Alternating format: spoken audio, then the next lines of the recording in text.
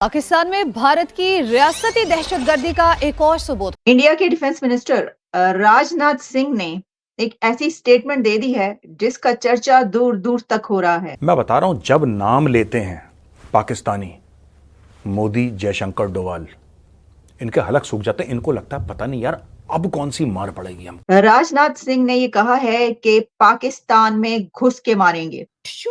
समझ रहे ना आप लोग? जी हाँ, तो गया बेटे। इससे पहले इंडिया की तरफ से यह भी कहा जा चुका है कि पाकिस्तान को घुस के मारा। पाकिस्तान की रेड लाइन ना सिर्फ इंडिया क्रॉस कर रहा है पिछले 3 सालों से, बल्कि पाकिस्तान की रेड लाइन पे पेशाब करके जा रहा है। अच्छा बात नहीं है।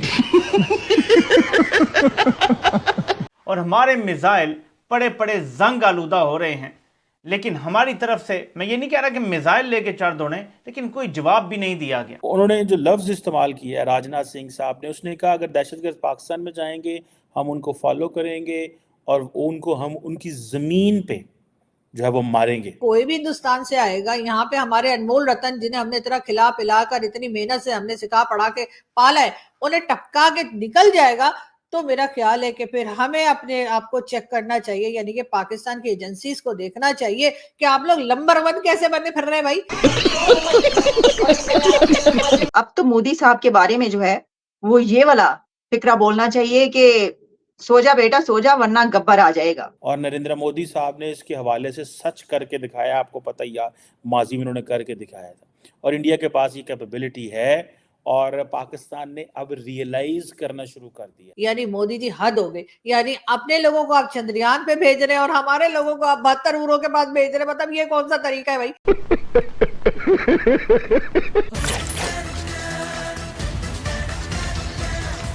जय हिंद दोस्तों, जैसे कि आपने क्लिप में देखा, आज पाकिस्तानी मीडिया भारत के रक्षा मंत्री राजनाथ सिंह के बयान पर चर्चा कर रहे हैं। दरअसल दोस्तों, भारत के रक्षा मंत्री राजनाथ सिंह ने एक इंटरव्यू में कहा है कि भारत में आतंकी गतिविधियों को अंजाम देने वाले आतंकवादियों को मुंह तोड़ जवाब दिया जाएगा। अगर आतंकी छिपने के लिए पाकिस्तान भी भाग जाते हैं तो भारत उन्हें वहाँ घुस के मारेगा। राजनाथ सिंह के इस बयान से पाकिस्तान को ऐसी मिर्ची लगी है कि वह बिलबिला उठा है। उसने रक्षा मंत्री राजनाथ सिंह के बयान को भड़काऊ बताते हुए इसकी निंदा की है। दरअसल एक टीवी इंटरव्यू में राजनाथ सिंह से सवाल हुआ कि ब्रिटिश अखबार द गार्जियन की एक रिपोर्ट में दावा किया गया है कि भारतीय खुफिया एजेंसी ने 2019 के बाद पाकिस्तान में घुसकर अपने दुश्मनों को खत्म करवाया है। इस पर आप क्या कहेंगे? इसके जवाब में राजनाथ सिंह ने पाकिस्तान में घुसकर आतंकियों को मारने की बात कही। गार्जियन की रिपोर्ट में कहा गया कि भारत ने अपने मिशन को अंजाम देने के लिए पाकिस्तान के लोकल अपराधियों का सहारा लिया। तो आइए दोस्तों, इसी पर आगे पाकिस्तानी मीडिया का रिएक्शन देखते हैं।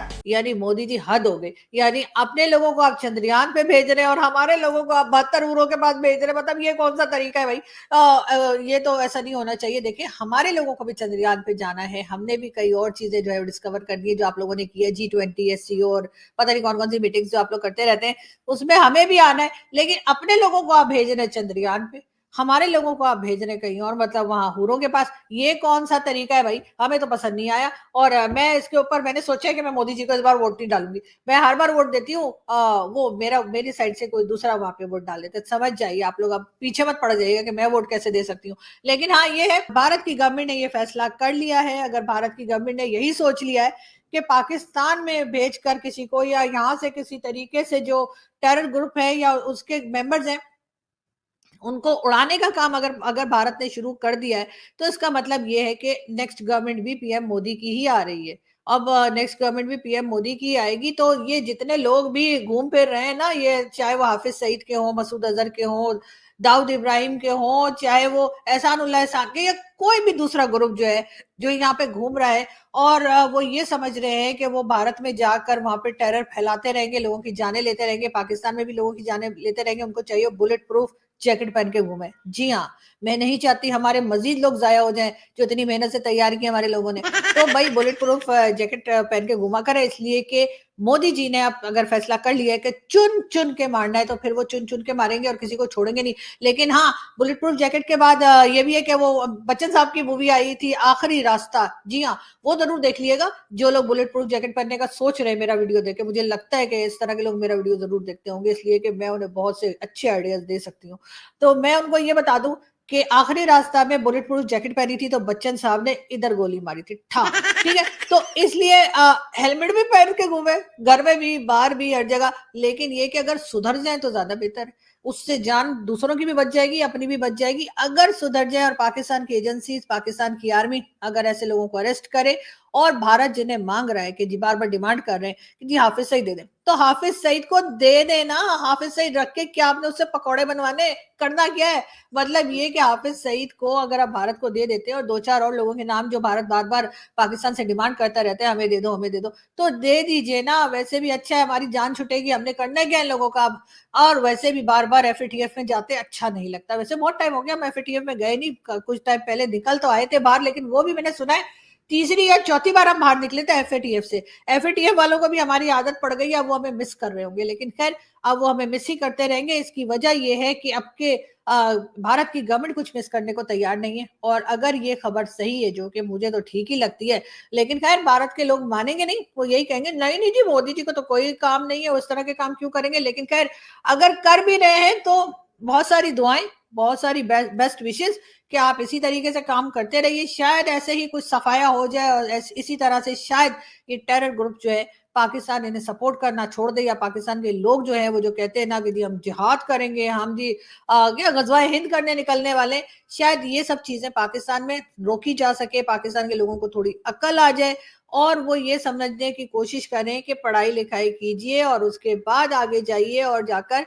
जो है वो दूसरी कंट्रीज की तरह अपनी कंट्री को भी थोड़ा सा बेहतर बनाने के ऊपर काम करें। पाकिस्तान के इशू पर भारतीय वजीर आजम नरेंद्र मोदी साहब ने यहां तक कहा कि पाकिस्तान जो कभी दहशतगर्दी करता था, अब उसके पास खाने को रोटी नहीं है।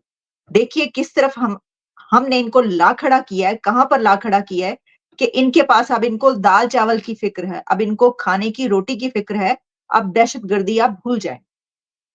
तो राजनाथ सिंह की ये स्टेटमेंट उन्होंने अपने एक टेलीविजन इंटरव्यू के दौरान ये बात कही, जिसमें जो कि CN18 न्यूज चैनल, जिस पे उनके इंटरव्यू के दौरान उनसे ये सवाल किया गया, गार्डियन की वो रिपोर्ट जिसके बारे में मैंने इससे पहले एक प्रोग्राम किया, और मैंने आपको ये बताया कि गार्डियन की उस रिपोर्ट में ये पब्लिश हुआ है कि इंडिया की तरफ से पाकिस्तान के अंदर 20 के करीब ऐसे लोगों को मारा गया है कि जो दहशतगर्द तंजीमों के साथ मुलविस थे। जब पाकिस्तानी मीडिया बात करता है ना, या हमारे यहां जो भी परेशानी हो रही है, आपको क्या लगता है सिद्दीकी साहब, आपको लगता है इसमें अजीत डोवल का हाथ हो सकता है? तो सिद्दीकी साहब वहां से कह रहे हैं ठीक है कि हाँ क्यों नहीं, मुझे पूरा यकीन है। इनफैक्ट मैं एक बड़े सीनियर अफसर से बात कर रहा था जिसका ताल्लुक फौज से है, एस्टैब्लिशमेंट से है, और उसने ये बोला कि डोवाल के हाथ हर जगह फैले हुए हैं पाकिस्तान में। ये है इनका मामला। वहीं रक्षा मंत्री के बयान से बिलबिलाए पाकिस्तानी विदेशी मंत्रालय ने एक बयान जारी कर भारत के खिलाफ कई आरोप लगाए हैं। बयान में कहा गया है कि पाकिस्तान अपने यहाँ भारत के सीक्रेट ऑपरेशन के संबंध में मीडिया के खुलासे पर जवाब देते हुए भारतीय रक्षा मंत्री के जरिए दिए गए बयान की निंदा करता है।